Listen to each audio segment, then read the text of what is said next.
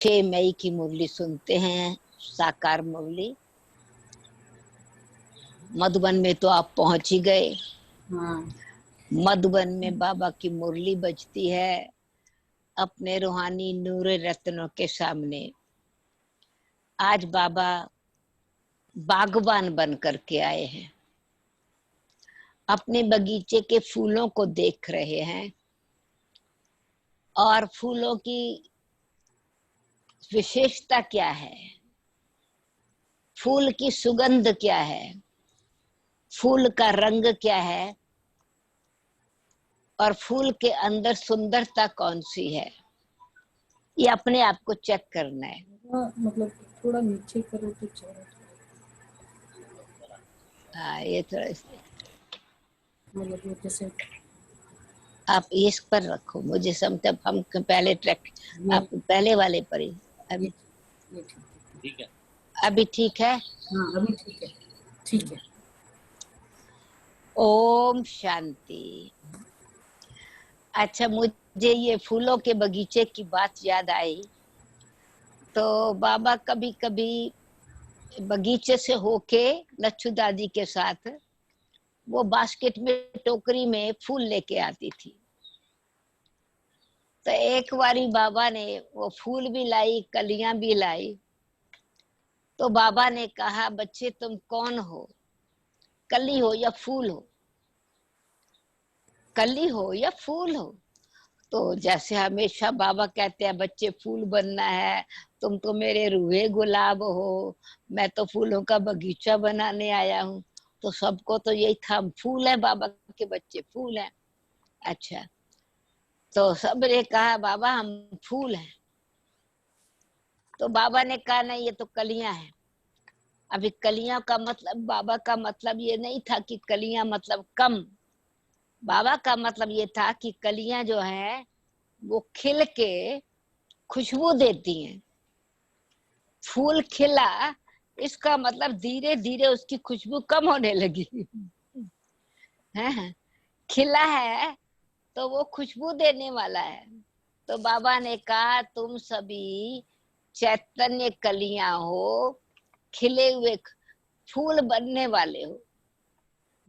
तो कलियां खिलती हैं तो खुशी होती है, ये फूल बनने वाला है। तो मेरे को भी ये सब कलियां खिल के फूल बनने वाली है, कोई भी कांटा नहीं है समझा। तो ऐसे बाबा ने सबको चढ़ती कला का समाचार उस दिन स्मृति दिलाई। अच्छा, तो सुनते हैं अभी बाबा के मधुर बोल। मीठे बच्चे अपने को देखो, मैं फूल बना हूं, देह अहंकार में आकर कांटा तो नहीं बनता हूं,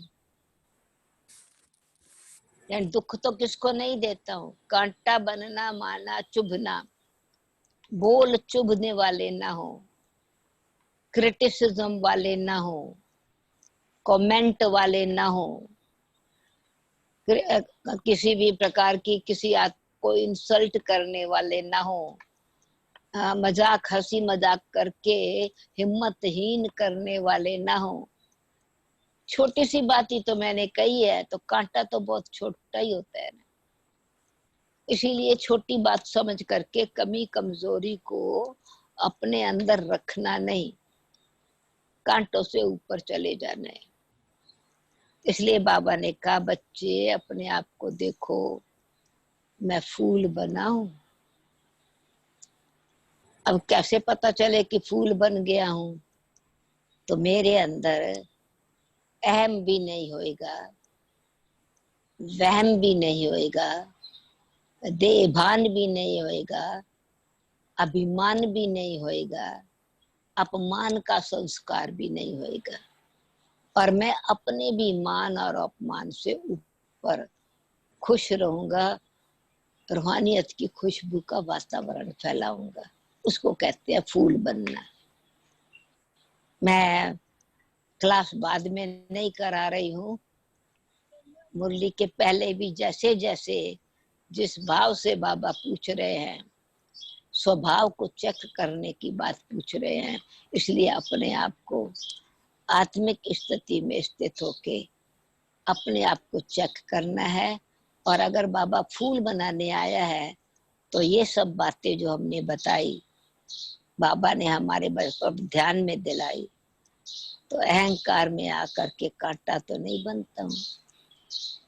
ये कांटों के जंगल से बाबा हमको फूल में जंगल में फूलों का बगीचा बना रहे हैं। प्रश्न है, किस निश्चय के आधार पर बाप से अटूट प्यार रह सकता है? उत्तर है, पहले पहले अपने को आत्मा निश्चय करो तो बाप से प्यार रहेगा। ये अटूट निश्चय चाहिए कि निराकार बाप इस भागीरथ पर, ब्रह्मा तन पर विराजमान है और हम उनके द्वारा पढ़ रहे हैं। हम उनके द्वारा पढ़ रहे हैं। निराकार साकार रथ में बैठ करके पढ़ा रहे हैं। जब ये निश्चय टूटता है तो प्यार कम हो जाता है। समझ आई बात? सिर्फ निराकार में निश्चय हो उसको संपूर्ण प्यार नहीं कहते। निराकार में निश्चय और योग है, निश्चय है, उसको योग कहा जाता है। निराकार साकार में आया है, वो प्यार जुटता है। परम धाम में प्यार नहीं है, परम धाम में शांति और पवित्रता है। आइए बात ख्याल में, परम धाम में शांति और पवित्रता है। इसलिए जो बाकी धर्म वाली आत्माएं हैं वो परमात्मा से प्यार का अनुभव नहीं करती। सतयुग वाली आत्माएं श्री कृष्ण के रूप में भगवान को देख करके प्यार की डांस करते हैं, प्यार के गीत गाते हैं, प्यार से मुरली सुनते हैं। फर्क है। तो निराकार साकार में आए हैं तब प्यार जुटता है। अगर ये संशय हुआ तो प्यार टूटता है। ओम शांति। कांटे से फूल बनाने वाले भगवानों वाच्य अथवा बागवान भगवान वाच्य। आज भगवान बागवान बन के आए। बच्चे जानते हैं हम यहाँ कांटे से फूल बनने के लिए आए हैं। हर एक समझते हैं पहले हम कांटे थे, अब फूल बन रहे हैं। बाप की महिमा तो बहुत करते हैं। हे पतित पावन आओ। वो खिवैया है, बागबान है, पाप कटेश्वर है, बहुत ही नाम है, परंतु चित्र सब जगह एक ही है। जहां पर भी ईश्वर ईश्वर शब्द है, मुक्तेश्वर, पाप कटेश्वर, विश्वनाथ या नाथ नाथ शब्द है, अमरनाथ, बद्रीनाथ, विश्वनाथ, केदारनाथ, सोमनाथ, जहां भी लिंग लिंग शब्द है, एक लिंग, वो निराकार की निशानी है, ईश्वर की यादगार है, वो शिव की निशानी है। फिर और उनकी महिमा क्या है? वो ज्ञान का सागर है, सुख का सागर है, शांति प्रेम पवित्रता का सागर है, आदि आदि। अभी तुम जानते हो, तुम उस बाप के सामने बैठे हो, पास बैठे हो।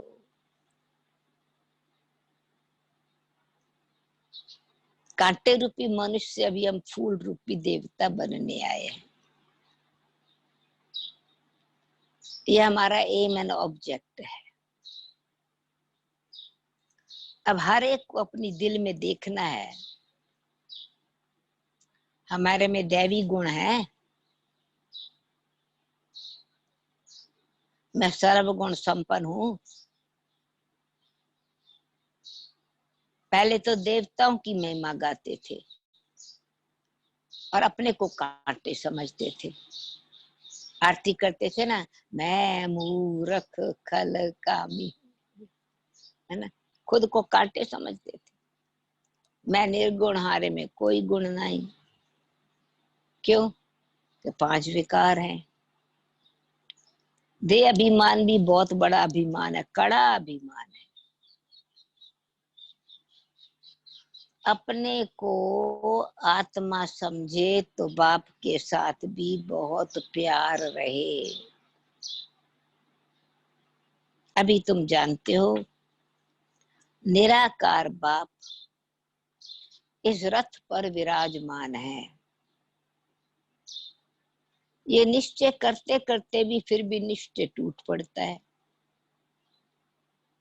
तुम कहते भी हो हम आए हैं शिव बाबा के पास, जो इस बाप यानी भागीरथ प्रजापिता ब्रह्मा के तन में है। हम सभी आत्माओं का एक शिव बाबा है, एक ही बाप है, उस रथ में विराजमान है। ये बिल्कुल पक्का निश्चय चाहिए। इसमें ही माया संशय ले आती है। अच्छा, लौकिक में प्यार के भी एस्पेक्ट हैं।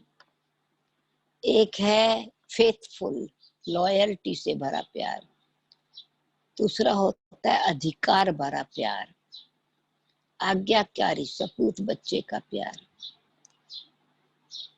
समझा? तीसरा होता है फेथ, फ्रेंडशिप का प्यार। ये अलग अलग संबंध में प्यार की गहराई और क्वालिटी, समर्पण भाव अलग अलग होता है। और देह भान के आधार पर है तो उसका रिजल्ट क्या है, और आत्मिक स्थिति से है तो उसका रिजल्ट क्या है, और उसमें क्वालिटी कौन सी भरी हुई है तो उसका रिजल्ट क्या है। ये ध्यान रखने वाली बात है। शब्द तो प्यार ही है, पर प्यार में फेथफुल, लॉयल, पर दे अभिमानवश प्यार है तो लॉयल्टी और फेथ का भी रिजल्ट क्या होता है, वो कलयुगी दुनिया की यादगार है अथवा रिजल्ट है। तो बाबा कहते हैं कन्या पति के साथ शादी करती है, समझती है उनसे बहुत सुख मिलेगा, परंतु सुख क्या मिलता है? सुख का द्वार ही बंद हो जाता है। पवित्रता है जहां, वहां सुख और शांति है, और जाते ही अपवित्र बन गई तो सुख कैसे मिलेगा? वो समझती है कि पति के साथ संबंध जुटा, बहुत सुख मिलना है, परंतु क्या सुख मिलता है? फट से जाके अपवित्र बनती है, पुजारी बन जाती है। और आप देखेंगे, क्योंकि अंदर से आत्मा को रियलाइज है, रिश्तेदार भी समझते हैं, ये जो कन्या पवित्र देवी थी, हम इसके चरण पूजते थे, उस कन्या ने अपनी पवित्रता की लाज खत्म हो गई। बेचारी को शर्म आती है, सब कहते हैं सिर घूंघट निकालो, क्यों क्यों क्यों फेस ढका, मुंह क्यों छिपाया, दृष्टि क्यों हुई? पवित्रता का मान। देवियां जो हैं उनको कभी घूंघट में दिखाते हैं क्या? अम्बा, जगदम्बा, दुर्गा, शीतला, किसी देवी को घूंघट में दिखाया? पवित्र मूर्तियां हैं। तो अपवित्र बनते ही मुंह ढकना पड़ता है, शर्म आती है, काला मुंह कर लिया ना, सुख नहीं मिला, सुख का दरवाजा बंद हो गया। पूजनीय मूर्त सम्मान का दरवाजा खत्म हो गया, अपमान ही अपमान का द्वार खुल गया। इसलिए अपवित्रता से सुख नहीं है, अपवित्रता में दुख है। कुमारी है तो माँ बाप आदि सब मत्था टेकते हैं, क्योंकि पवित्र है, मान है उसका पवित्रता के कारण। अपवित्र बनी और सबके आगे मत्था टेकना शुरू कर देती है। आज सब उनको मत्था टेकते, कल खुद माथा टेकने लग जाती। अच्छा, ये मिसाल बाबा ने क्यों बताई? ये स्मृति दिलाने के लिए, स्वमान में टिकाने के लिए। पवित्रता कितनी ऊंची चीज है। मनुष्य तो ब्रह्मा कुमारी का नाम सुनते कोसों दूर भागते, पवित्र बनाएंगे, अरे पवित्र बना देंगे। दुख से छुड़ाने के लिए परमात्मा ने पवित्रता का द्वार खोला है।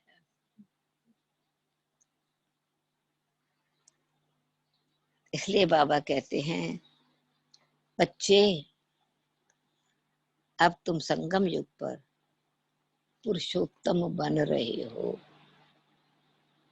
कल कहाँ होंगे? आज ये घर घाट क्या है,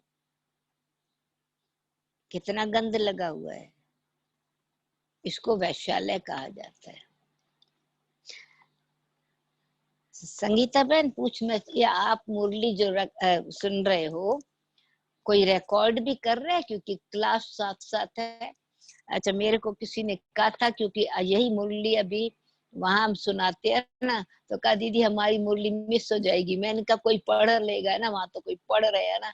कहा नहीं, फिर भी आप आगे अगर आपके पास जहाँ भी आप सुना रहे हो वो रिकॉर्ड हो रही है, तो मैं इसलिए सिर्फ पूछना चाहती हूँ। ओके, तो बाबा कहते हैं आज तो तुम कहाँ हो, कल कहाँ होंगे।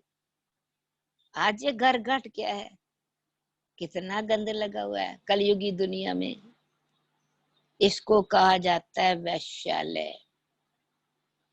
सब विष से पैदा होते हैं। तुम तो शिवालय में थे, आज से 5000 वर्ष पहले सुखी थे, दुख का नाम निशान नहीं था। अब फिर ऐसा बनने के लिए आए हो। मनुष्यों को शिवालय का पता ही नहीं है। स्वर्ग को कहा जाता है शिवालय। शिव बाबा ने स्वर्ग की स्थापना की है। बाबा तो सभी कहते हैं, बाबा है पिता, फादर। पूछो फादर कहाँ है, कह देंगे सर्वव्यापी है। कुत्ते बिल्ली कछुमच में कह देते। अभी आप थोड़ा सोचो, परमात्मा कुत्ते बिल्ले में है और किसी को उसका बच्चा कहो तो पिता परमात्मा को कुत्ते बिल्ली में कहा और उसी नाम से गाली दी उसका बच्चा, और परमात्मा को पिता कह रहे हैं। तो भगवान को गाली दी, अपने आप को वो नाम भी नहीं चाहिए, गाली लगती है। और परमात्मा को गालियां दे रहे हैं या महिमा कर रहे हैं। थोड़ा समझने की बात है, सोच की बात है। तो बाप कहते फर्क हुआ ना। 84 जन्म भोग कर तुम क्या बने हो, नरकवासी बने हो। इसलिए गाते हैं, हे पतित पावन आओ, अभी बाप पावन बनाने आए हैं। कहते हैं ये अंतिम जन्म, विष पीना छोड़ो। फिर भी समझते नहीं है। अभी आत्माओं का बाप, सभी आत्माओं का बाप कहते हैं पवित्र बनो। सब कहते भी हैं बाबा, तो पहले आत्मा को बाबा याद आता है, शिव बाबा याद आता है, ये याद आता है, वो याद आता है। बाबा को सामने देख करके बाबा की बात ज्ञान सुन रहे हैं। निराकार में वो बाबा, निराकार साकार में ये बाबा। तो बाबा कहा तो निराकार में, निराकार में वह बाबा, जब बाबा कहा साकार में कहा तो ये बाबा सामने आया। तो सुप्रीम आत्मा इस पतित आत्मा को बैठ पावन बनाती है। तो वो बाबा साकार निराकार बाबा हम बच्चों को पावन बनाते हैं। तुम भी पहले पवित्र थे, बाप के साथ रहते थे, फिर यहाँ आए हो पाठ बजाने। तो इस चक्कर को अच्छी रीति समझ लो। अभी हम सतयुग में नई दुनिया में जाने वाले हैं। तुम्हारी आश है ना कि हम स्वर्ग में जाएं? तुम चाहते हो ना हमको श्री कृष्ण जैसा बच्चा मिले? अभी मैं आया हूं तुमको ऐसा बनाने। वहां बच्चे पैदा होते हैं तो श्री कृष्ण जैसे होते हैं। सतो प्रधान फूल है ना। अभी तुम कृष्णपुरी में चलते हो। आप तो स्वर्ग के मालिक बनते हो। श्री कृष्ण में चलते हो, स्वर्गपुरी में श्री कृष्ण स्वर्ग के मालिक बनते हो। तो अपने आप से पूछना है, मैं फूल बना हूं? कहाँ दे अहंकार में आकर के कांटा तो नहीं बनता हूं। मनुष्य अपने को आत्मा समझने के बदले देह समझ लेते हैं। आत्मा को भूलने से फिर बाप को भी भूल गए। अब बाप को जानने से ही तो बाप का वर्षा मिलता है। बेहद के बाप से वर्षा तो सभी को मिलता है। कोई भी एक आत्मा भी नहीं जिसको न मिले। शांति धाम में तो बाबा सबको ले जाते हैं ना। बाप आकर सबको पावन बनाते हैं, निर्वाण धाम में ले जाते हैं। अब वास्तव में निर्वाण धाम में घर में ले जाते हैं, शांति धाम में बिठाते हैं। वो तो कह देते हैं ज्योत ज्योत समाया, ज्योति ज्योत समाया, ब्रह्म में लीन हो गया। ज्ञान तो नहीं है मनुष्य में, लीन नहीं हुई आत्मा। घर में परम धाम में आत्मा ने रेस्ट किया। तुम जानते हो। फिर संगम पर तुम किसके पास आए हो? ऐसे नहीं कोई महात्मा गुरु के पास आए हो, नहीं। ये कोई मनुष्य का सत्संग नहीं है। ये तो सत्संग है। आत्मा परमात्मा अलग रहे बहुकाल। वो जो संग टूट गया था, छूट गया था, अब फिर संग मिला है। मनुष्यों के साथ संग था, देवताओं के साथ संग था, सत गुरुओं के साथ संग था। अभी परमात्मा के साथ संग मिला है। तो ये सच्चा सच्चा सत्य का संग 5000 साल में एक ही बार होता है। सतयुग त्रेता में भी ये सब परमात्मा के साथ संग नहीं है। और भक्ति मार्ग में फिर ढेर के ढेर सत्संग हैं, और वो बाप के साथ संग नहीं है। अब वास्तव में सत्य तो एक है ही बाप। अभी तुम उनके संग में बैठे हो, ये स्मृति रहे। फिर बाप भी है तो दूसरा संबंध है स्टूडेंट टीचर का। तो ये भी याद रहे, हम गॉडली स्टूडेंट हैं। भगवान हमको पढ़ाते हैं तो आओ सौभाग्य। तो वर्षे का नशा और पढ़ाई के लिए फिर हमारी जिम्मेवारी, हम पढ़ रहे हैं, लायक बन रहे हैं। फिर योग लगा के पवित्र भी बनते हैं। तो हमारा बाबा यहाँ है, बाप है, फिर टीचर है, फिर गुरु भी बनते हैं। सत बाप सत गुरु के रूप में पावन बना के घर ले जाते हैं। तो तीनों ही पाठ अभी बजा रहे हैं। बच्चों को अपना बनाते हैं। तो बाप कहते हैं याद से ही विकर्म विनाश होंगे। बाप को याद करने से ही पाप कटते हैं। फिर तुमको लाइट का ताज मिल जाता है। ये भी एक निशानी है। ये यादगार पीछे है। ऐसे नहीं कि वह सतयुग में कोई ऐसे लाइट का क्राउन दिखाई देने वाली चीज है, नहीं। ये पवित्रता की निशानी है। ये नॉलेज और कोई को मिल नहीं सकती। देने वाला एक ही बाप है, उनमें फुल नॉलेज है। तो वो देवताओं का सिर्फ सिर पर ताज नहीं है, सारा पवित्र शरीर ही पवित्र है। प्योरिटी लाइट का ताज है, चेहरा इसलिए चमकता है और रौनक है मुख पर, अंग अंग सुगंधित है। पर भक्ति मार्ग में फिर चित्र डबल ताज दिखाने के लिए वो लाइट का ताज दिखाते। देने वाला ये नॉलेज फिर बाबा देते हैं, पवित्रता की शक्ति की निशानी है। ये नॉलेज और कोई दे नहीं सके। बाप कहते हैं मैं मनुष्य सृष्टि का बीज रूप हूँ। ये कल्प वृक्ष उल्टा झाड़ है ना, पहले ये दैवी फूलों का झाड़ था, अभी कांटों का जंगल बन गया। क्यों? कि 5 विकार आ गए। कांटे 5 विकारों को कांटा कहा जाता है।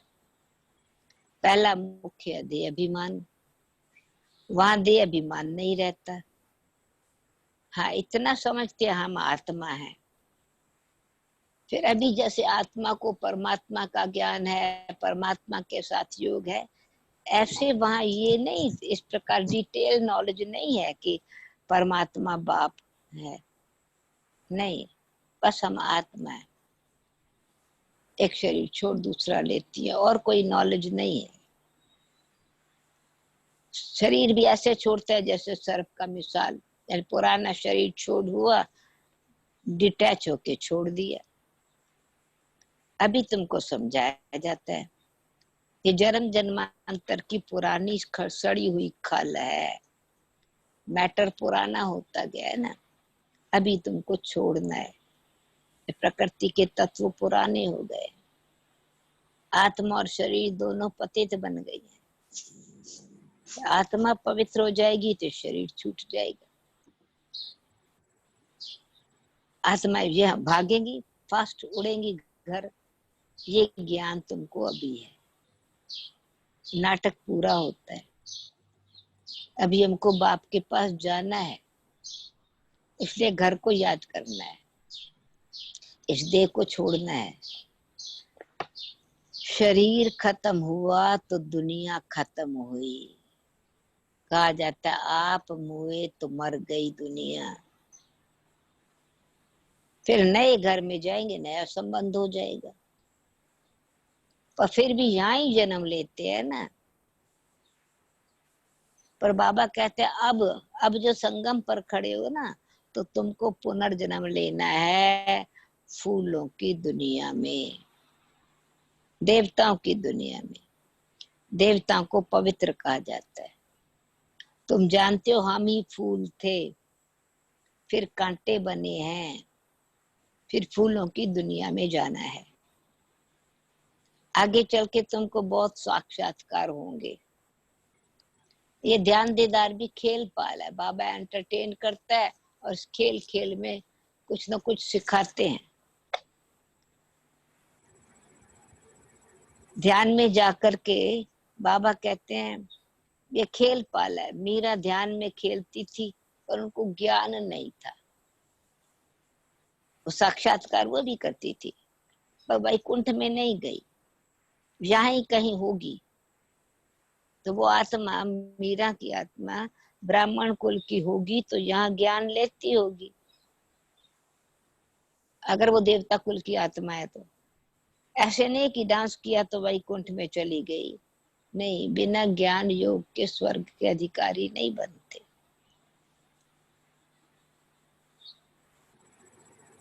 तो ऐसा नहीं कि डांस किया तो वैकुंठ में चली गई, ऐसे तो बहुत अभी आप देखोगे ना, हरे कृष्णा वाले कितना डांस करते हैं, बहुत डांस करते हैं।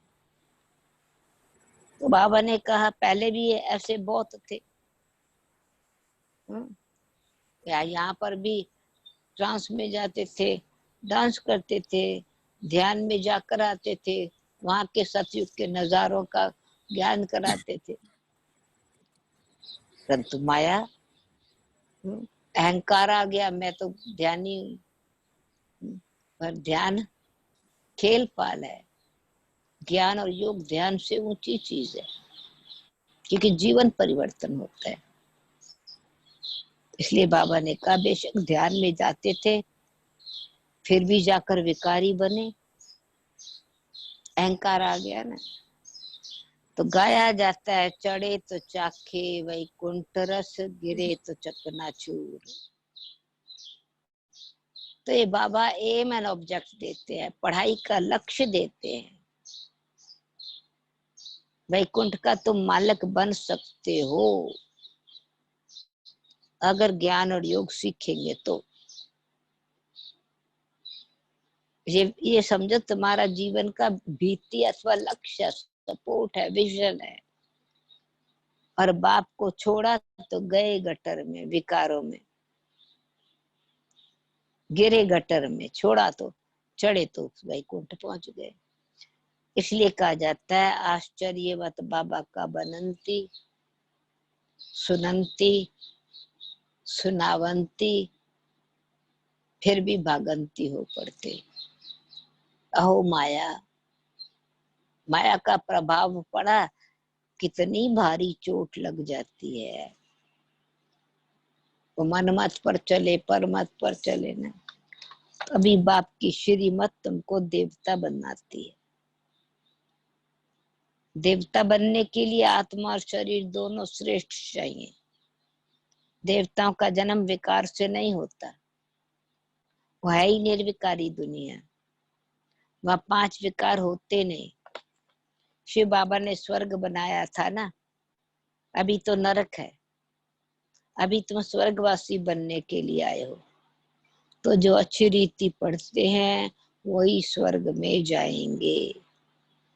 तुम फिर से पढ़ते हो, कलप कलप पढ़ते रहेंगे, ये चक्कर फिरता रहेगा। ये बना बनाया ड्रामा है, इससे कोई छूट नहीं सकता। तो जो कुछ देखते हो रिकॉर्डिंग में, एक बारी जो रिकॉर्ड हुआ, जो कर्म हुआ, वो संस्कार बनेगा ना, फिर व्यवहार में आएगा। तो बाबा मिसाल बता रहे हैं, जैसे अभी कुछ देखते हो, शूटिंग में मच्छर उड़ा, फिर वो जब रिपीट होगी फिल्म तो मच्छर दिखाई पड़ेगा ना। तो जो अभी करेंगे वो संस्कार में फिर व्यवहार में आएगा। तो ये समझने में बड़ी अच्छी बुद्धि चाहिए, जो कर रहा हूं वही ड्रामा बनेगा। ये शूटिंग होती रहती है, ये कर्म क्षेत्र है। अभी मैं जो कर्म कर रहा हूं वही मेरा ड्रामा है। कर्म नहीं किया ड्रामा नहीं है, कर्म का नाम ड्रामा है। कर्म क्षेत्र पर जो बीज बोया उसका फल, इसलिए ये कर्म क्षेत्र है। हम यहाँ कर्म क्षेत्र पर पाठ बजाने आए हैं। तो अभी कैसे पाठ बजाना है, क्या पाठ बजाना है, वो डायरेक्टर बाबा हमको डायरेक्शन दे रहे हैं। अब इस पढ़ाई में कोई तो बहुत होशियार हो जाते हैं, कोई अभी पढ़ रहे हैं, कोई है नवे, पढ़ते पढ़ते पुरानों से भी होशियार हो जाते हैं। ज्ञान सागर तो सबको पढ़ाते हैं, पढ़ाई मुरली तो एक ही है ना, बाप का बना और विश्व का वर्षा तुम्हारा। हाँ, जिम्मेवारी कौन सी अभी, तुम्हारी आत्मा जो पतित बनी है उनको पावन जरूर बनाना है। उसके लिए सहज तरीका है, बेहद के बाप को याद करते रहो तो तुम ये बन जाएंगे। तुम बच्चों को इस पुरानी दुनिया से वैराग्य आना चाहिए। बाकी मुक्ति धाम जीवन मुक्ति धाम है, हम याद नहीं करते सिवाय एक बाप के। मुक्ति धाम में जाएंगे, जीवन मुक्ति धाम में जाएंगे, परंतु वो किसके को, उसका आधार क्या है, बाबा की याद। तुम बच्चों को इस पुरानी दुनिया से वैराग आना चाहिए। सवेरे सवेरे उठ करके अभ्यास करना चाहिए। हम अशरीरी आए हैं, शरीर लेके नहीं आए थे, अशरीरी होके जाना है। फिर कोई देहधारी को याद क्यों करें, अपनी देवी छोड़ के जानी है।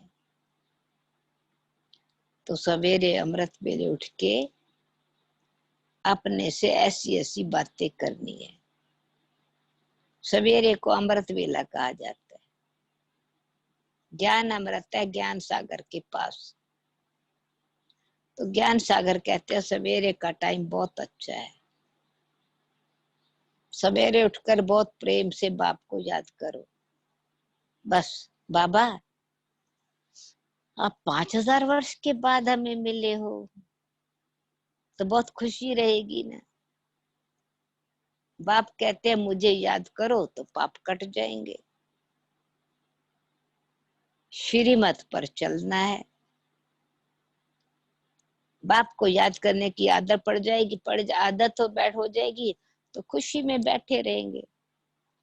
शरीर का भान टूटता जाएगा, ये अभिमान रहे नहीं रहेगा और बहुत खुशी रहेगी। दिन भर भी फिर खुशी रहती है। तुम खुशी में थे जब पवित्र थे। पवित्रता का रिजल्ट खुशी है।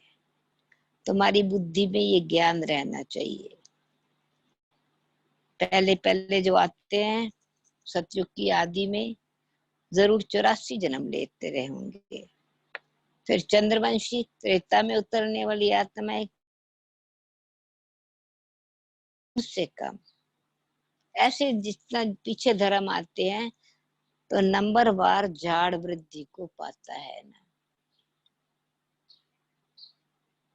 मुख्य है डेटी धर्म, इस्लाम धर्म, बुद्ध धर्म, क्रिश्चियन धर्म। ये पीछे उसमें से जैसे मुड में से टहनियां निकलती हैं, टाल टालियां निकलती हैं। अभी तुम ड्रामा को जानते हो। ये ड्रामा धीरे धीरे जू में से धीरे धीरे फिरता है। जैसे घड़ी में सेकंड बाय सेकंड टिक टिक चलती रहती है ना। विज्ञान भी सेकंड की रियलाइजेशन का है, तक पा जाता है सेकंड में जीवन मुक्ति। आत्मा अपने बाप को याद करती है, बाबा हम आपके बच्चे हैं, हम तो स्वर्ग में होने चाहिए, फिर नरक में क्यों पड़े। बाप तो स्वर्ग की स्थापना करने वाला है, फिर नरक में क्यों पड़े। तो बाप समझाते हैं तुम स्वर्ग में थे। 84 जन्म लेते लेते तुम अब सब भूल गए हो। सारी अपने कर्म जीवन की कहानी भूल गए हो। अब फिर मेरी मत पर चलो। बाप की याद से विकर्म विनाश होंगे। आत्मा में खाद पड़ती है। आत्मा शरीर का जेवर है। आत्मा पवित्र तो शरीर भी पवित्र मिलता है।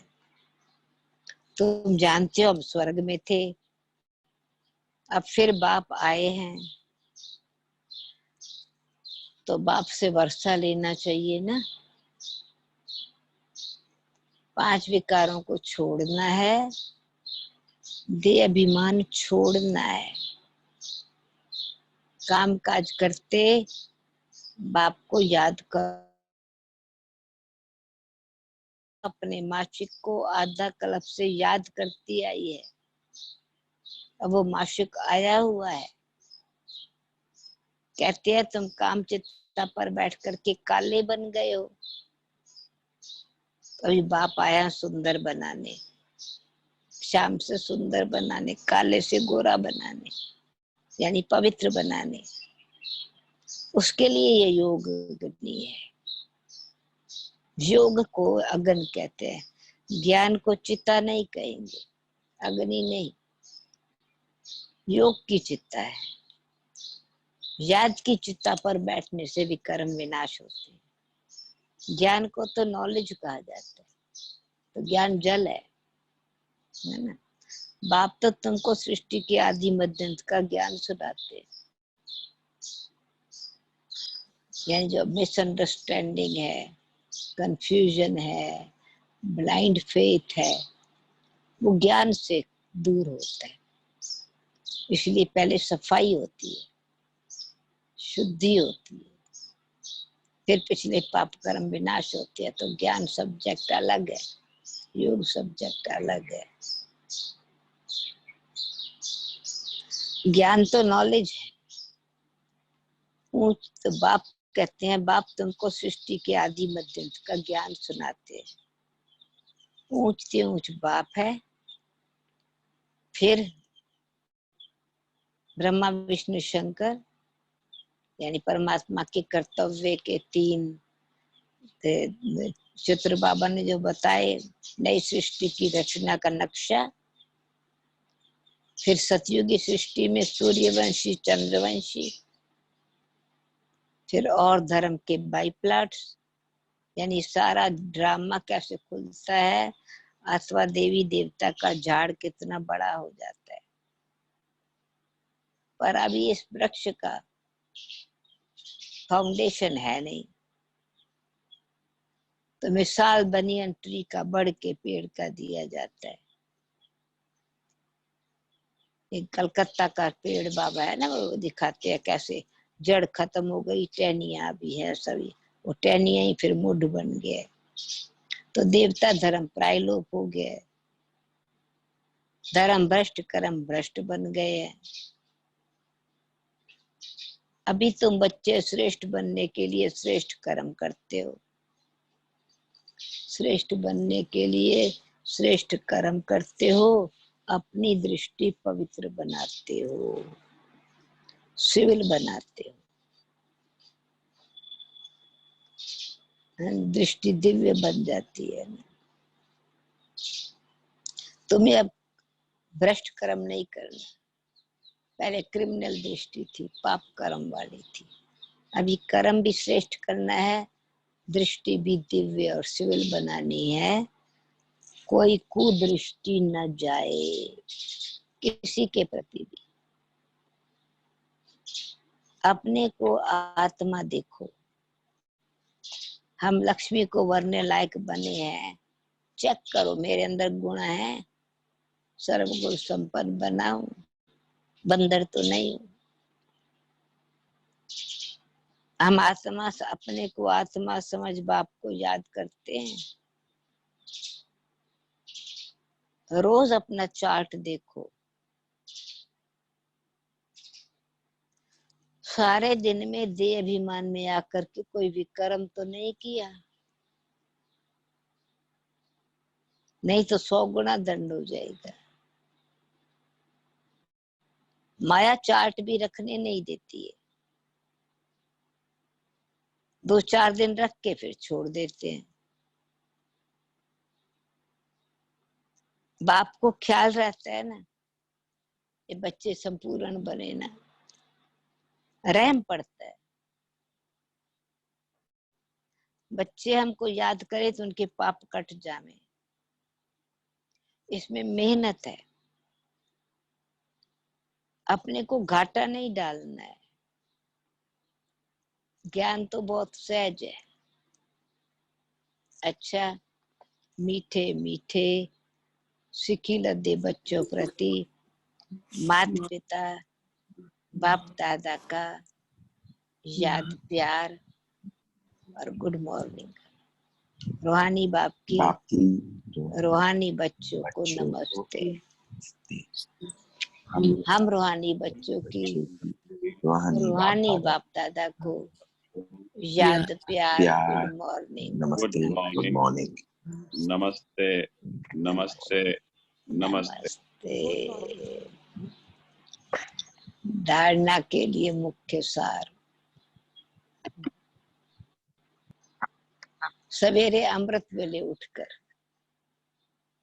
सवेरे अमृत वेले उठकर बाप से मीठी मीठी बातें करनी है। अमृत वेले उठ के बाबा से मीठी मीठी बातें करनी है। अशरीरी, मैं शरीर से न्यारी आत्मा हूँ, अशरीरी बनने का अभ्यास करना है।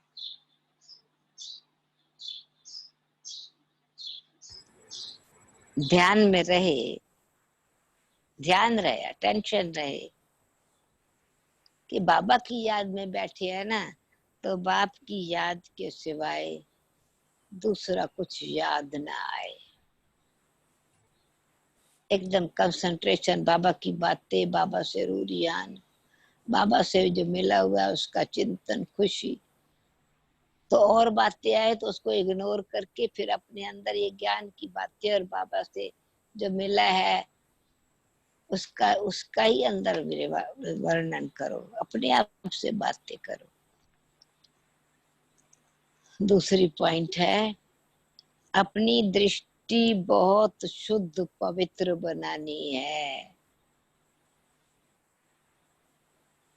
दैवी फूलों का बगीचा तैयार हो रहा है,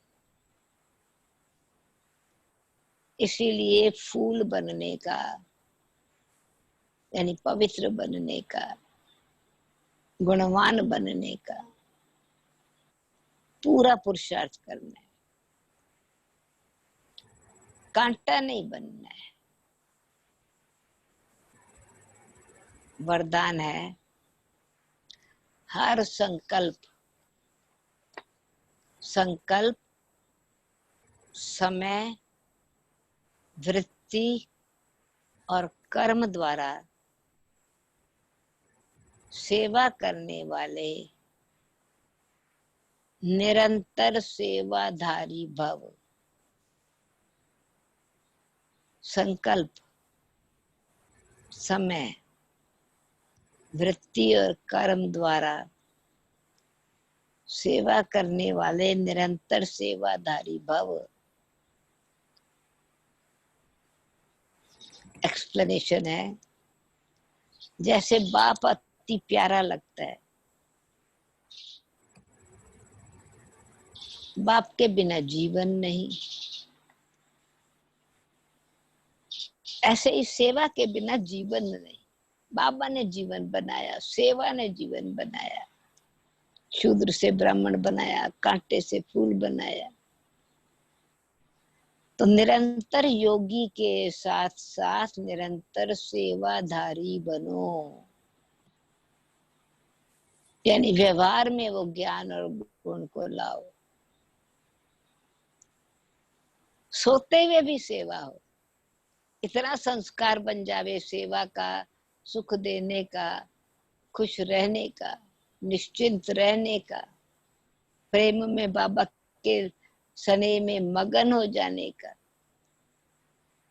जो सोए हुए हो ना तो भी सेवा हो, सोते हुए भी सेवा। सोते समय यदि आपको कोई देखे ना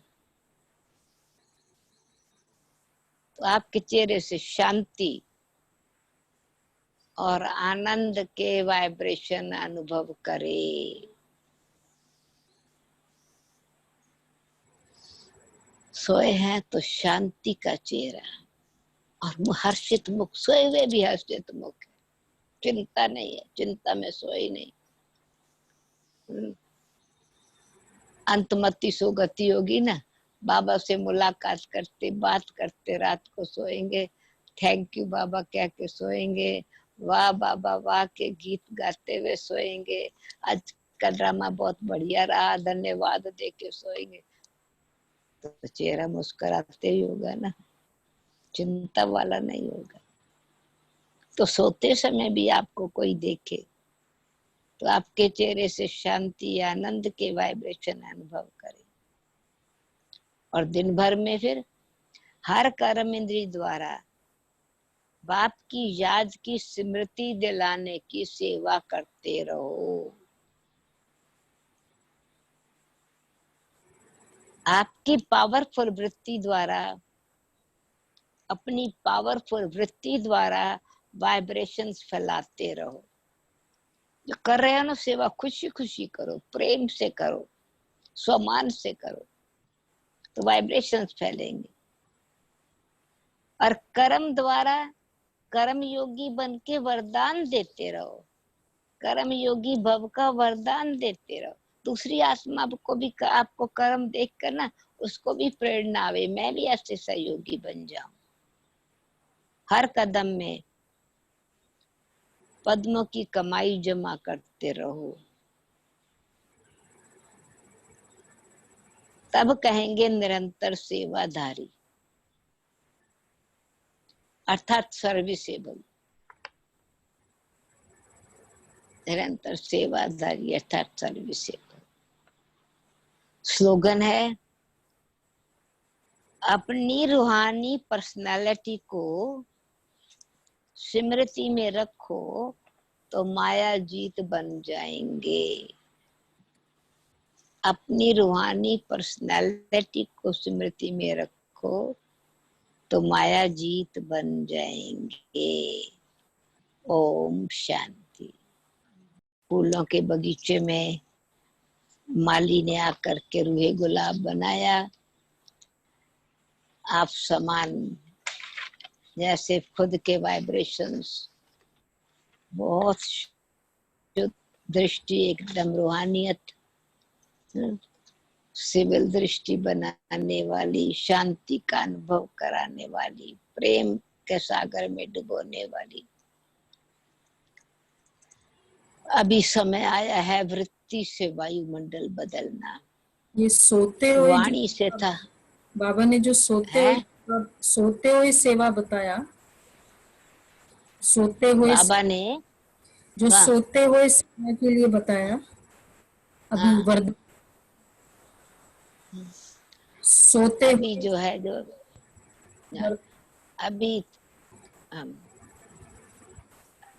अभी थोड़े 3 मिनट साइलेंस में बैठे, फिर ये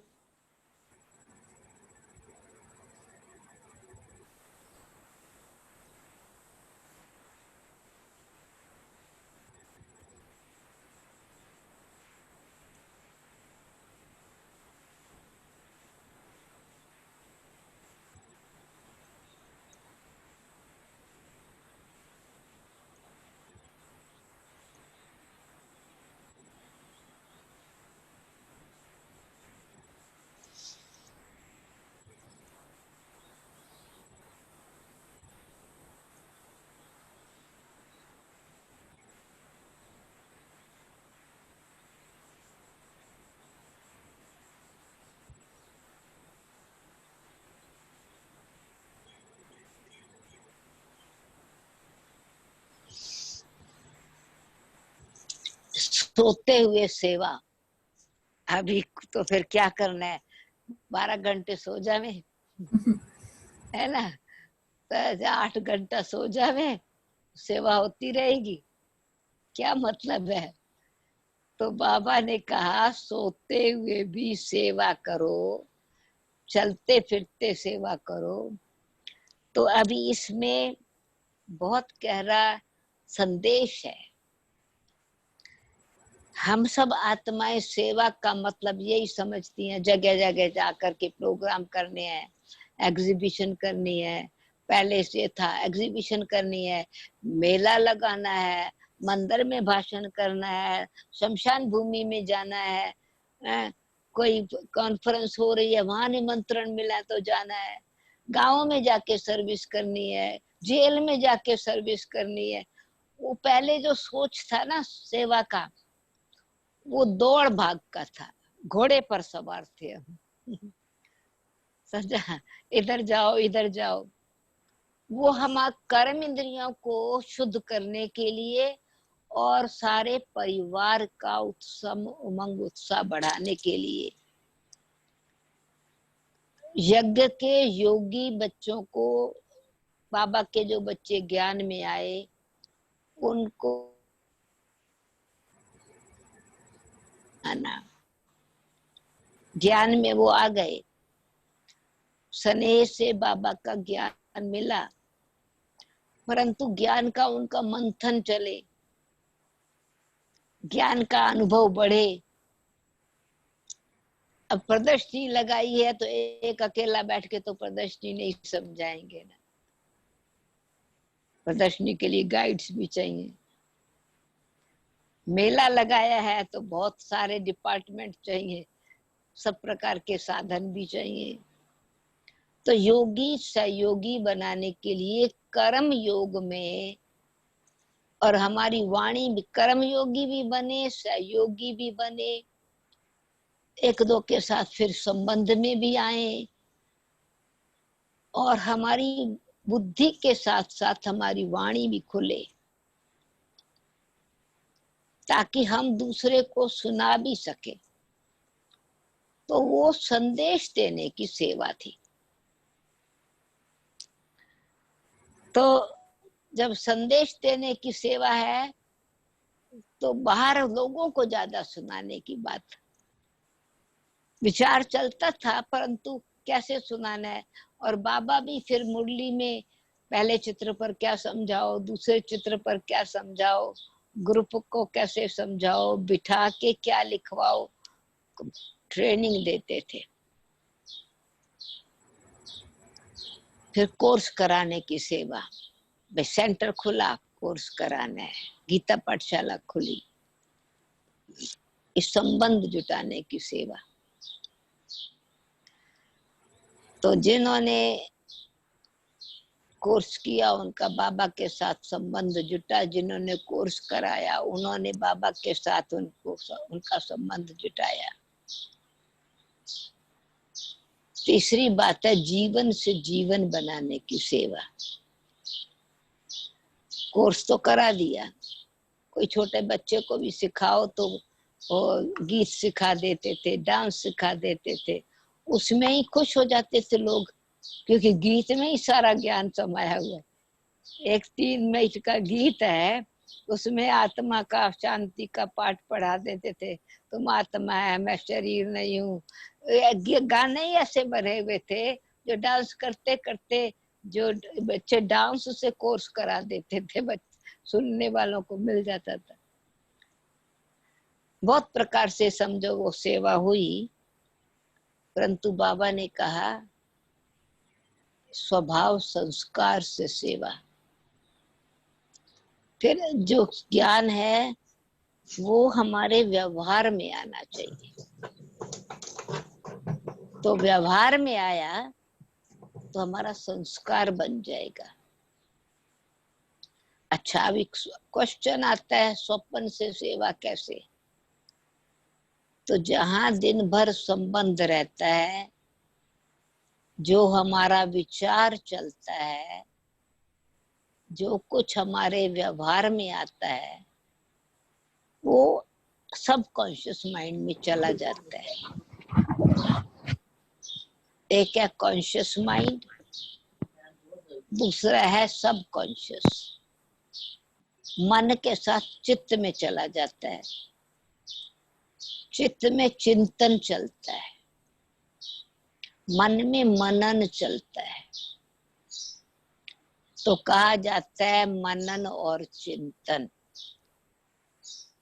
तो जैसे कलयुगी दुनिया में अज्ञान काल में जो बात चित्त में चली गई ना, अंदर चली गई, खुशी वाली बात है तो हर्षित चित्त हो जाएंगे, निश्चिंत हो जाएंगे, प्रसन्न चित्त हो जाएंगे। दुख वाली बात है असंतुष्ट होएंगे, चिंता हो जाएगी, मोह वश होगा तो चिंतन चलेगा, धन का चिंतन, संबंध का चिंतन, बीमारी की चिंता, संबंधियों की असफलता की चिंता। तो अंग्रेजी में कहते हैं face is the index of mind. चेहरा दिल का दर्पण है। तो चेहरे पर जैसे दिन में जो हमारे मन में चल रहा है ना, किसी के लिए प्रेम की भावना, किसी के लिए शक की, किसी के लिए स्नेह की, किसी के लिए धन्यवाद की, किसी के लिए सम्मान की, किसी के लिए थोड़ा वैर विरोध की, वो चेहरा बताता है अंदर क्या चल रहा है। तो जब ये जैसे रावण के व्यवहार वाला चेहरा हमारे संस्कार से चित्त चेहरे पर आ गया ना, चित्र बन गया वो। तो बाबा कहते थे अगर तुम सारा दिन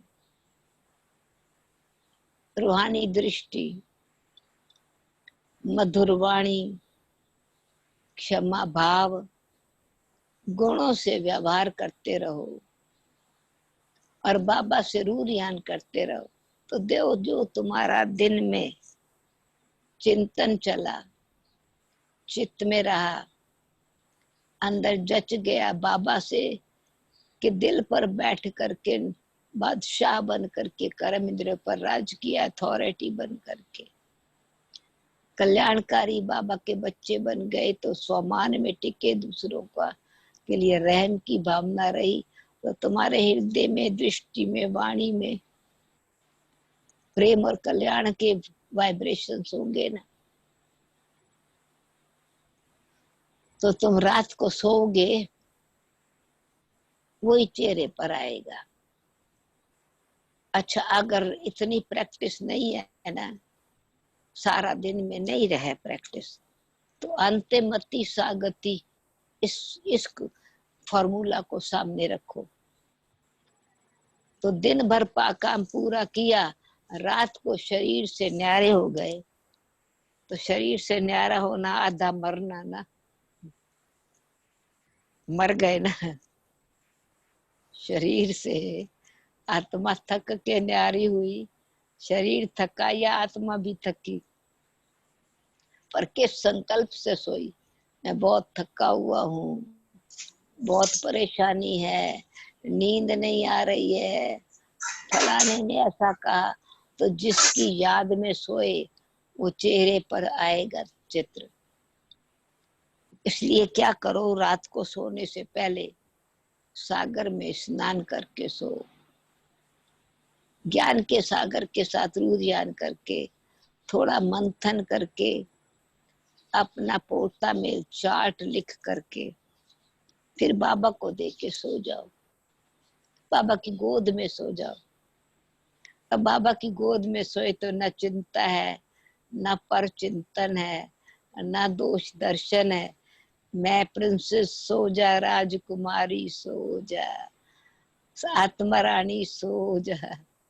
तो मैं ऐसे आत्मा रानी प्यारे बाबा की गोद में, ड्रामा माँ की गोद में आज का खेल पूरा करके सो गई, तो मेरा चेहरा कैसा होगा, रिलैक्स होगा ना, हर्षित मुख होगा। तो इसीलिए ये यज्ञ का सिस्टम था शुरू में, बच्चों को भी योग करा के फिर सुलाते थे। गुड नाइट का योग होता था, आधा घंटा योग चलता था रात को भी। अभी भी मधुबन में आप देखेंगे तो गुड नाइट मेडिटेशन का सिस्टम है। पार्टियां जब आती हैं, पता नहीं भारत में तो कहानी क्लास कराते हैं, विदेश में फिर आधा घंटा रात को योग करा के सोते हैं। विदेशी जब आते हैं तो रात को फिर 9 बजे से 9:30 बजे क्लास नहीं कराते, 9 से 9:30 योग कराते हैं। तो योग में क्लास करके सोया तो नेचुरली रिलैक्स सोएंगे। तो ये बाबा का शुरू का सिस्टम था यज्ञ का। कराची में ये बच्चों को बाबा सुलाते थे मच्छरदानी के अंदर, तो पैर धुलाई करके वो टीचर्स बहनें कहती थी रात को बाबा मूर्ति तुम्हारी दिखाएगा ना मंदिर में देवताओं को, तो मैर पहले नहीं, पैर मैले होंगे तो तुम्हारे पैर की पूजा करने कौन आएगा। तो भगत आएंगे ना पैरों को छूने के लिए, चरणामृत लेने के लिए, तो गंदे पैर थोड़ी होने चाहिए। इसलिए बहुत प्यार से बच्चों को रात को ब्रश करवा के, हाथ पैर धुला करके, फ्रेश करा के, यानी योग के लिए सुलाते थे। और गुलजार दादी बताती है कि हमको तो ऐसे लगता था जैसे मच्छरदानी के अंदर हम मूर्ति बन के बैठे हुए हैं। बाबा मम्मा आते थे, फिर दृष्टि भी देते थे और फिर हम ऐसे सोते थे। फिर सो जाते थे तो मम्मा कभी कभी ऐसे आती थी देखने के लिए कैसे सो रहे हैं, अगर दिन में भी सोते थे ना तो मम्मा चक्कर लगाने आती थी। मम्मा आके देखती थी हम जो सोए हुए हैं तो हमारा चेहरा कैसे है, मुस्कुराता हुआ है, चिंता वाला है, या कोई के साथ हमारा हिसाब किताब थोड़ा था, तो हम सोए कैसे, तो चेहरे से पता चलता था। तो मम्मा नींद से हमारा चार्ट देख के बताती थी तुम किस सोच में सोई थी। तो इसीलिए बाबा कहते हैं कि देखो मूर्ति है ना, मूर्ति को का दर्शन करो तो चेहरे से पता चलता है ना, उनके चेहरे को देख के ही तो चित्त हर्षित होता है। तो तुम तो चेतन मूर्ति हो, जब सोए हुए हो ना तो तुम्हारा कोई चेहरा आके देखे तो दर्शन करे मूर्ति का आके। इसीलिए सोते हुए भी सर्विस करनी है, पर वो कब, अंत मते सा गति, लास्ट में जो मत में है, बुद्धि में है, वही स्पीड और वही स्टेज। अंतमति सा गति means speed of thoughts and state of the mind and consciousness. तो हमारी वो स्टेज, हम फरिश्ते हैं, या फिर हमारी स्टेज है हम शांति धाम में विश्राम कर रहे हैं, हम परम धाम में, निर्वाण धाम में आत्मा रेस्ट कर रही है। अंडे मिसल कर्म इंद्र से न्यारी सोई हुई हूँ, तो एकदम स्थिर शांत, बड़ी आराम वाली, बड़ी रेस्ट वाली नींद आएगी। उठेंगे जैसे कि कर्म इंद्रियों में आनंद वाला, थका हुआ नहीं है। ऐसे नहीं रात को सोई तो सही पर मुझे नींद ही नहीं आई, 5 घंटा सोई फिर भी थके हुए। क्यों? कि वो परम धाम में नहीं सोए, बाबा की गोद में नहीं सोए। सारा दिन का जो रूहानी मंथन था उस रस में। थैंक यू बाबा, आज का ड्रामा तो वंडरफुल था, कितना सुंदर आज का ड्रामा हुआ। आज के सीन को देख के बड़ा आनंद आया, आनंद मूर्ति बन के सोए, प्रेम के सागर में, प्रेम की लहरों में सोए। तो जिस अंतमति, तो जो गहरा लास्ट थॉट है उस थॉट में सोए, तो वो चित्र, जो चरित्र है ना अंदर, वो चित्र बन जाता है, रात को चेहरे पर दिखाई पड़ता है। तो जो आएगा वो दर्शन करेगा तो सेवा हो जाएगी ना। हम मुर्दा बन के नहीं सोते, मूर्ति बन के सोते। थके हुए हैं, बहुत थक गया हूँ, नहीं, सेवा के लिए जा रहा हूँ, करने जा रहा हूँ, सोल वर्ल्ड में जा रहा हूँ या सुखधाम में जा रहा हूँ। तो सत्य सत्य चित आनंद की स्थिति रहेगी, तो आनंद की मूर्ति बन के सोते हुए भी वाइब्रेशंस बहुत अच्छे होंगे, सेवा करेंगे, डर वाले सपने नहीं आएंगे। किसी के साथ कर्म का हिसाब किताब है, स्वप्न में लड़ेंगे नहीं। वो स्वप्न में किसी से लड़ रहे हैं वो भी चेहरे पर आएगा, पर स्वप्न में संतुष्ट होके सोया वो भी चेहरे पर आएगा। ओके जी, ओम शांति। अभी 10 मिनट में गई तो मेरा पहला अनुभव क्या है, याद नहीं है कि आपको सुनाया पहला अनुभव के नहीं सुनाया, पर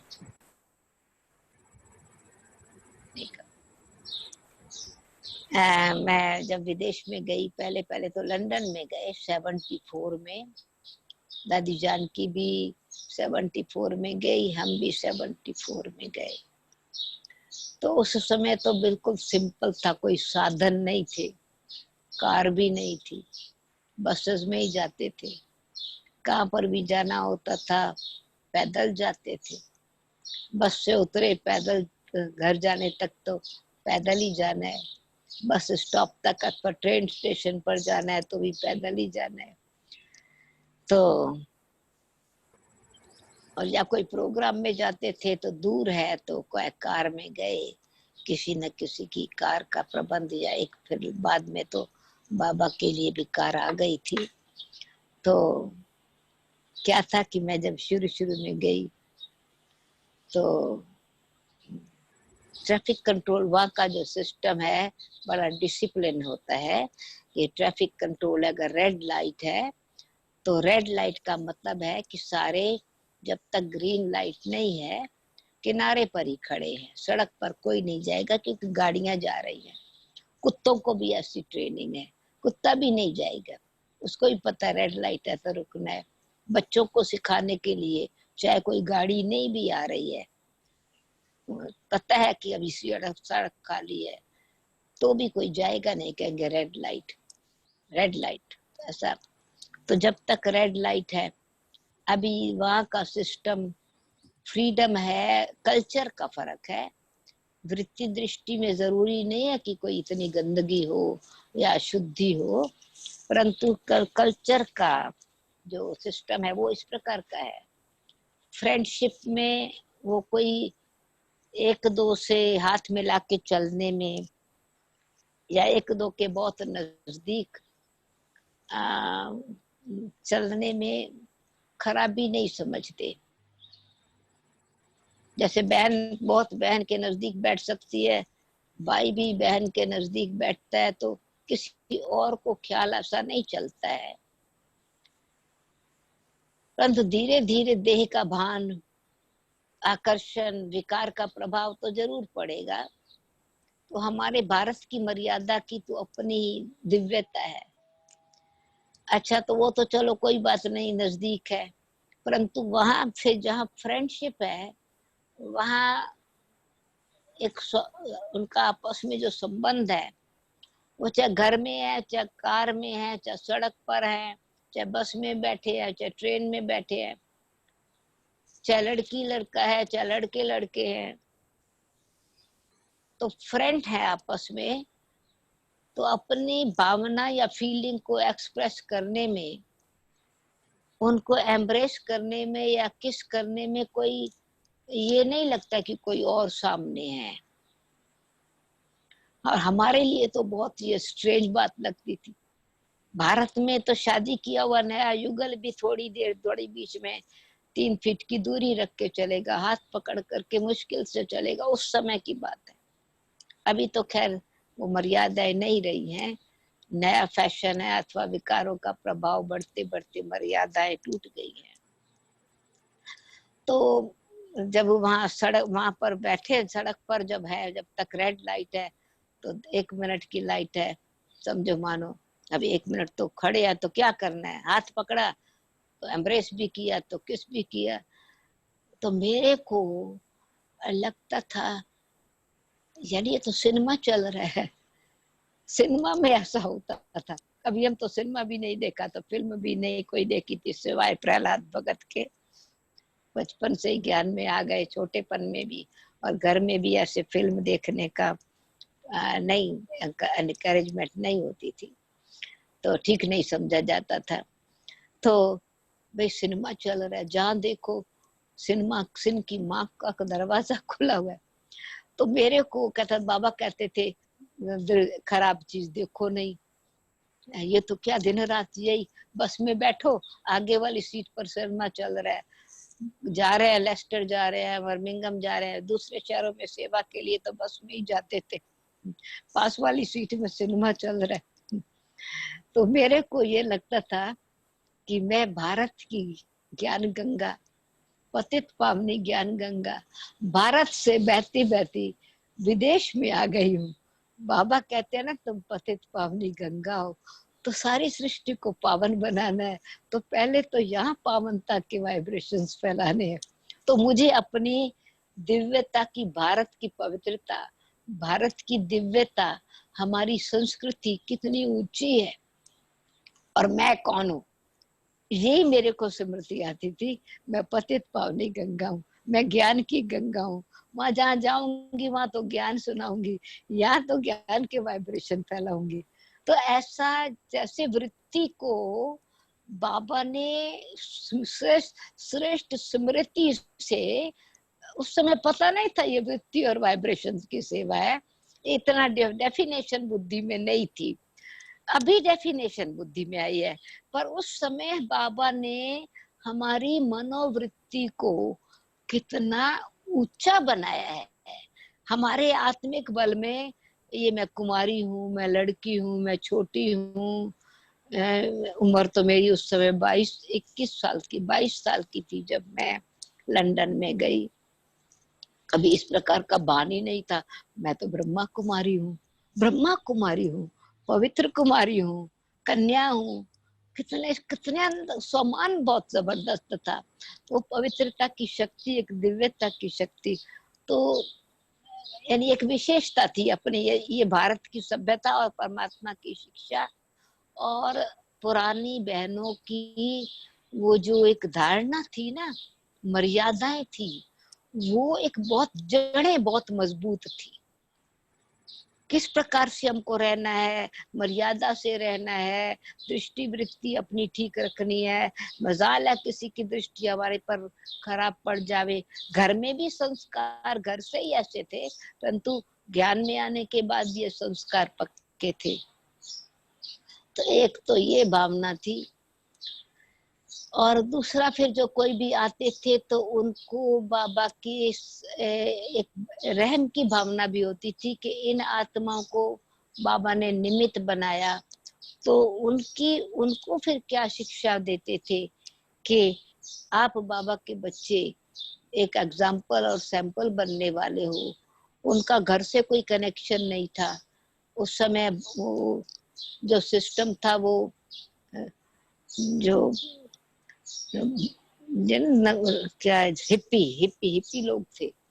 तो घर से छुट्टी लिया, 6 महीना 8 महीना जॉब छोड़ करके अपनी जो कमाई की हुई है उसी कमाई से चल रहे हैं। फिर कहाँ भी रहो छूट है, आएंगे फिर जॉब मिल जाएगा। तो बेशक अच्छे अच्छे घरों के लड़के थे, कोई डॉक्टर्स के, कोई कोई जो मिनिस्टर्स के भी बच्चे थे, कोई अच्छी पोजीशन वाले पढ़े लिखे भाई बहन आते थे।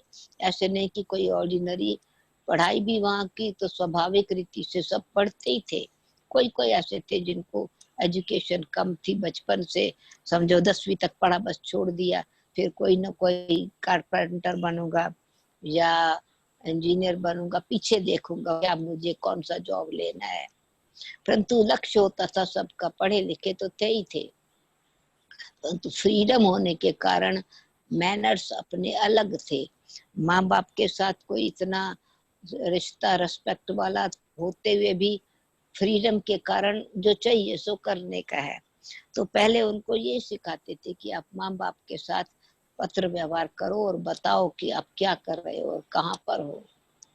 फिर खान पान की शुद्धि। फिर तीसरा, जहां पर भी रहते हो एक कमरे में छोटा सा कॉर्नर, दादी हमेशा ये कहती थी आप अपने कमरे का वातावरण बड़ा शुद्ध रखो। तो मेडिटेशन रूम तो नहीं, पर मेडिटेशन कॉर्नर बनाओ कि एक ही कमरा, अलग अलग रहते थे, एक ही कमरा सब जो अगर उनके पास है, या 2 बॉयज इकट्ठे रहते हैं या बहनें इकट्ठी रहती हैं, तो कमरे का वातावरण कितना शुद्ध होना चाहिए। तो ऐसे उनको अपने जीवन की धारणा पर कैसे ध्यान दिलाना है। फिर रोज शाम को मेडिटेशन भी और ज्ञान की चिट चैट जरूर चलती थी। तो जो फाउंडेशन पहले बनी ना, वो ज्ञान की फाउंडेशन। तो पहले मैं समझती थी कि वो तो सिर्फ योग सीखने आए हैं, है ना, योग सिखाना है।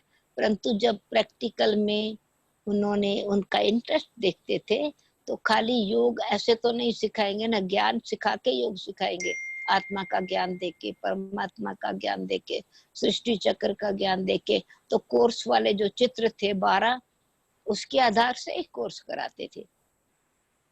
तो मेरी अपनी ओपिनियन एकदम चेंज हो गई कि खाली योग नहीं है, सिर्फ मेडिटेशन नहीं है, इनको तो ज्ञान की गहराई का भी इंटरेस्ट है। तो इस प्रकार क्या हुआ कि वो शुरू से ही ज्ञान भी अच्छा होने की वजह से, योग भी अच्छा होने से, कई बाबा के बच्चे फाउंडेशन उनकी अच्छी हो गई, तो वो तैयार बहुत अच्छी तरह से, अपने अपने जीवन में परिवर्तन उनका अच्छा आया। तो फिर भवन में रहना शुरू कर दिया कि समझो मिल करके रहो, इकट्ठे रहो, क्योंकि पहले तो इकट्ठा रहने का सिस्टम ही नहीं था। अलग अलग रहना है, माँ बाप के साथ भी नहीं रह सकते, तो आपस में एक स्वभाव का टकराव होगा, इकट्ठे कैसे रहेंगे। परंतु इकट्ठे रहने में योग इकट्ठा करेंगे, क्लास इकट्ठा करेंगे, वातावरण संग अच्छा मिलेगा, परंतु अलग अलग कमरे में रहते हैं। तो वो भी देखो ड्रामा अनुसार कितना प्रैक्टिकल में हुआ कि एक ईरान का भाई था, उसने अपने माँ बाप से 3 साल से कोई संबंध नहीं रखा था। तो जब ज्ञान में आया तो माँ बाप को पत्र लिखा, तो माँ बाप ने तो समझा मरा हुआ बेटा जिंदा हो गया, उनको आता कोई कनेक्शन ही नहीं था। बहुत खुशी उनको हुई कि हमारा बेटा जिंदा है, और फिर थोड़ा थोड़ा पत्र व्यवहार करना शुरू किया। तो अब ये जो ज्ञान में जो आने वाले बच्चे थे, सब भाई या बहनें थे, तो उनका जीवन बदली हुआ ना। तो मकान मालिक जो है, जिस मकान में रहते थे, समझो एक भाई जिम उसका नाम, तो वो भाई समझो तो किराए पर मकान और कमरे दूसरे लड़के लड़कियों के पास थे। तो मकान मालिक ने देखा कि ये जो लड़का ब्रह्मा कुमारी के पास जाता है, इसका कमरा कितना साफ रहता है, और रात को भी देर से नहीं आता है, सो जाता है, इसकी टेप चलती है तो अच्छा म्यूजिक बजता है, सवेरे भी जल्दी उठ जाता है। तो उसने जो उसका वो घर की सफाई देखी ना, सबसे ज्यादा अच्छा तो खाना भी खुद बनाता है। अच्छा, खैर, ऊपर उसको सबसे अच्छी जो बात फेवरेबल लगी वो था कमरे की सफाई, सीढ़ियों की सफाई। न केवल कमरे की सफाई करता था, पर सीढ़ियां भी साफ रहनी चाहिए, वो जो पैसेज भी साफ रहना चाहिए, उसको बड़ा पसंद आता था। उसने ये कहा, जिम मेरा दूसरा कमरा खाली होगा ना, तो तेरे स्कूल के अगर ये वो स्कूल ही था ना, ब्रह्मा कुमारी यूनिवर्सिटी है, तो उनको यही पता था ये ब्रह्मा कुमारी स्कूल में पढ़ने जाता है, ये ज्ञान की पढ़ाई पढ़ता है, राजयोग सीखता है। तो दूसरा कमरा खाली हुआ, तुम दूसरे किसी लड़के को, मैं तुम्हारे स्कूल वालों को ही दूंगा। फिर दूसरा, तीसरा, ऐसे कमरे मिलते गए उसी में। तो 3-4 भाई इकट्ठे अलग अलग कमरे में रहने लगे। अच्छा, फिर वो जो वो ईरान का जो भाई था, उसका बाप आया, क्योंकि उसको तो खुशी हुई कि मेरा बेटा जिंदा है। वो आया मिलने, देखा तो जो बेटा है वो किराए पर रहता है। उसको कहा कि तुम अलग अलग रहते हो, मैं तुमको मकान दे के जाऊं ना, तो तुम सारे इकट्ठे रहो। तो उस पारस को, उस बेटे को, बाप ने, जैसे लड़की को दहेज में मकान दिया जाता है, बाप ने उसको एक मकान लेके दिया। उसका नाम, उस मकान में फिर सारे भाई इकट्ठे रहने लगे। उसका नाम रखा शांति भवन, भाइयों का घर। वो पहला पांडव भवन बना, शांति भवन। एक किराए पर भी बनाया था वो जो, हाँ, दूसरा फिर किराए का था, पहला यही बना। तो उसमें भाई इकट्ठे रहने लगे। अब इकट्ठे रहने लगे तो खाना भी एक जगह बनने लगा, अमृत वेले का योग भी इकट्ठा होने लगा, इकट्ठे मिलके सब क्लास में आने लगे। फिर मकान, अपना मकान रिपेयर होना था, तो सारे भाई जैसे अपने ही भाई हो गए ना, बहुत अच्छा। तो ऐसे करते करते क्या हुआ, पांडव भवन बना। संस्कारों का टकराव भी था, तो संस्कार मिलन कैसे हुए, ऐसे फिर शक्ति भवन बना उसी मकान में ही। वो जिस मकान में भाइयों का मकान बना था, पहले किराए पर मिला था, उसी मकान मालिक ने कहा मेरे और भी कमरे खाली हुए हैं, तो शक्ति भवन बना। फिर शक्ति भवन भी ऐसे ही, फिर बाबा का स्थान एक मकान मिला, तो उसमें फिर 5 शक्तियां, 3 शक्तियां इकट्ठी रहने लगी। फिर आसपास इतने, तब तक जो है फ्रांस में सेंटर खुला, स्पेन में सेंटर खुला, आयरलैंड में सेंटर खुला। तो हम जहां तहां फिर सेवा के लिए जाने लग गए ना, तो फिर वहां की कुमारियां, वहां के कुमार आके शक्ति भवन में रहने लगे। शक्ति भवन में रहने लगे तो उनकी ट्रेनिंग होने लगी, तो हम फिर वहां जाके क्लास कराते थे। सेंटर का क्लास तो चलता ही था। दादी जी बहुत जरूरी टाइम देती थी, शाम को चिट चैट के लिए बैठती थी, सुबह के योग के लिए भी जरूर बैठती थी। मुरली में भी क्लास के समय, भले इंग्लिश क्लास चलती है, हिंदी की क्लास चलने के बाद दोनों की क्लास इकट्ठी होती थी। तो ये शुरू से जो फाउंडेशन रहा, वो ज्ञान और योग का फाउंडेशन। और अमृत वेला सबसे बड़ी बात थी, पक्की बात थी, अमृत वेला जरूर करना है। फिर बाबा के पास आने का सिस्टम, समझो पहले दिल्ली से ही आते थे। प्लेन जो था वो या तो बॉम्बे से चेंज करना पड़ता था या दिल्ली से चेंज करना पड़ता था। तो दिल्ली से सहज होता था, दिल्ली में चेंज करके बॉम्बे में भी गांव उसमें बन गया था अपना घाटकोपर फिर मकान, परंतु पहले दिल्ली में पांडव भवन में तो मकान था बाबा का। तो प्लेन में आते थे, रात को पहुंचते थे। अच्छा सवेरे जो है नहा धो करके क्लास करके, दिन की ट्रेन होती थी, मेल ट्रेन से जाते थे। दूसरे दिन सवेरे अमृत वेला ट्रेन का ही समय होता था, ट्रेन में होता था। तो हम लोग सब हमारे सहित हम तो स्नान भी कर लेते थे ट्रेन में ही। तो बाल्टी ले अपने, उस समय तो सिस्टम था ना अपना बाल्टी लोटा लेके जाने का, भारत का ही सिस्टम था, अपना ले जाते थे। संडे जो है अमृत वेला हमको जरूर कराना है। तो फिर वो जो आसपास की रिजर्व होती थी सीट सेकंड क्लास में या जो है थर्ड क्लास में भी रिजर्वेशन, तो सारा रिजर्वेशन भी है, जनता में भी है, तो भी सारे वो जो आसपास के डिब्बे में अपनी सीट रिजर्व होती थी या आके जगह होती थी। तो अमृत वेले 4 से पौने 5 बजे तक हम मेडिटेशन जरूर करते थे और फिर मुरली जरूर पढ़ते थे। ऐसा कभी नहीं हुआ कि हमारी मुरली मिस हुई हो। जब तक ट्रेन में जाते थे, ट्रेन में भी मुरली और अमृत वेला। तो ये था कि पहली फाउंडेशन जो थी वो बहुत अच्छी थी। तो उससे क्या हुआ कि वो जो बाबा के बच्चे जहां जहां फिर अपने घरों में गए ना, तो माँ बाप ने कहा तुम वहां क्यों जा रहते हो, हम तुमको मकान देते हैं ना, हम तुमको सब साधन देंगे, तुम यहाँ ज्ञान सुनाना शुरू करो। तो किसी ने पार्क में सुनाना शुरू किया, किसी ने अपने माँ ने कहा तो हमारे सिटिंग रूम में क्लास कराओ, वहां कराओ। किसी के बाप ने सहयोग दिया, किसी ने फिर 2-4 में आपस में मिल करके जॉब अपना मिल गया तो अपने कमरे में ही क्लास कराना शुरू किया। किचन अपनी है, बाबा का भोग बनाना भी रोज शुरू हो गया। तो ऐसे जो है जो फाउंडेशन थी वो क्वालिटी सोल्स की थी, वहाँ क्वांटिटी ज्यादा नहीं होती है, ये बात तो है। यहाँ तो क्लास अगर 100 का है तो समझेंगे क्लास है, और वहाँ अगर 5 है क्लास में तो हम 5 को भी खुशी से क्लास कराते हैं, और कभी तो 2 भी होते हैं। अब 2 है चाहे 100 है, 2 के साथ बाबा और ड्रामा को बिंदी को लगा दिया तो 200 बैठ के क्लास कर रहे हैं। अब तो कोई भी है, कितना भी है, तो बड़ी सभा नहीं होगी, थोड़े लोग होंगे पर अच्छे। फिर धीरे धीरे धीरे सब सेवा बढ़ती चली गई। जहाँ जहाँ के जहाँ वो अपने अपने शहरों में गए तो वहाँ बुलाया, दादी ने कहा वहां जाके उनको ट्रेनिंग देनी है। तो जयंती बहन और हमारा फिर ये सेवा का पार्ट इस प्रकार से शुरू हुआ। तो मैं तो समझती हूँ अब भी करीब 100 देशों में तो बाबा ने भेजा होगा।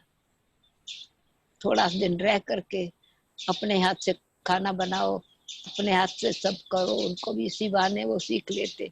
कपड़े भी अपने आप धुलाई करने हैं, सफाई भी अपने आप करनी है, खाना भी अपने आप बनाना है, कोर्स भी कराना है, सब कुछ। वहाँ कोई ब्रह्मणी का सिस्टम तो है नहीं, अब तक भी हम ही अपने आप ब्रह्मणी है। तो ब्रह्मणी तो जीवन है हमारा, हम ब्रह्मा कुमारी है तो ब्रह्मणी है। तो ऐसे समझो एक बहुत सहज रीति से बाबा ने जीवन, जैसे दादी जी का स्लोगन है सादगी, स्वच्छता और सत्यता, यही आधार रहा तो सदा खुशी रहती है। सच तो बिठो न, सत्यता ही आधार है, सचखंड के वासी हैं, सतयुग में ही हमको जाना है। अच्छा ओम शांति। क्योंकि मैं तो भूल गई टाइम को, घड़ी को भी नहीं देखा। मेरे को अभी नीचे जाना है एक्चुअली, 8:30 बजे से भाई बैठा होगा, नाश्ता करके आया कि नहीं, करके आए होंगे। सुनीता साइलेंस के बाद में साइलेंस।